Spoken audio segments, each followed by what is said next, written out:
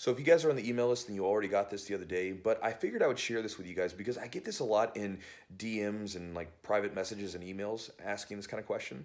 So the other day, I had a private lesson with a guy named Corey. He was from West Virginia. He was coming through with his, I think it was his wife, maybe his girlfriend, and she's getting ready to possibly go to school here. And so he was coming through, and while he was here, he trained on Saturday during my birthday rolling session, and then on Wednesday, or excuse me, Monday, he did a private lesson with me. So during the private lesson, we broke down his game. We would basically roll, and then I would stop it, show him a few things that I saw, roll again, show him a few things I saw, and we would just kind of repeat this process. And then by the end of it, we started talking about all kinds of random stuff. Imagine that, me rambling on about some stuff, and then this guy could ramble too. So we're both just talking about all kinds of stuff. It was a fun conversation.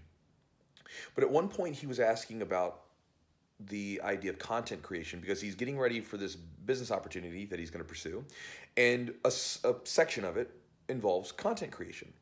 And so when he was asking about it, this gets worded a number of different ways, but it's always kind of like, any sort of tips related to content creation.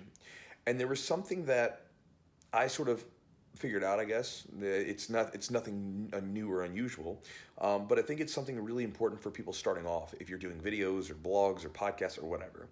And that is, speak to yourself, create for yourself something you would like. So what I mean by this is a lot of times when I get messages from people that are asking about content creation, they're looking for this exact thing that they need to have. Or when I talk to them, a lot of times they're talking about content creation in the sense that they want to make something that they think someone wants to see. Not that they, even want to make it, just they think someone might want to watch this.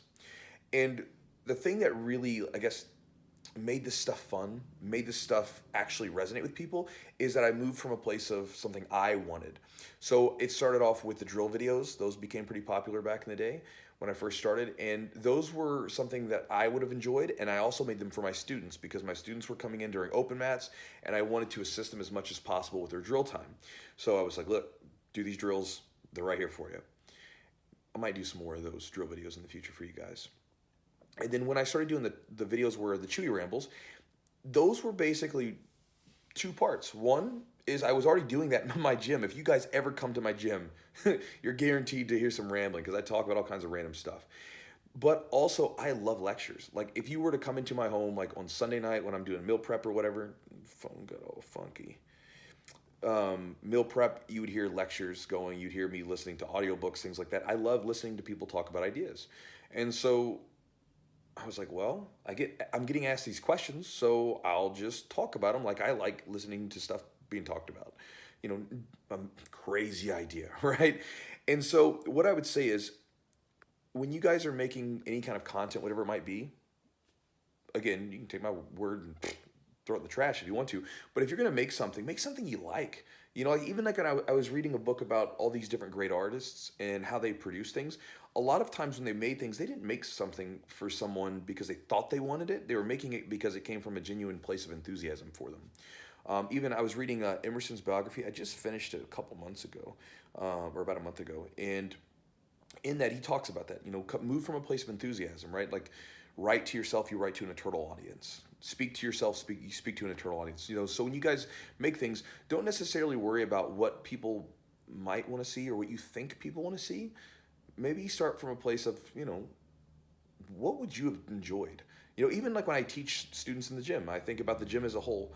I want to create a gym that I would have wanted to be a part of. When I make videos, I think about, hey, if I'm speaking to this person, I want to speak in a way that would have been helpful to me.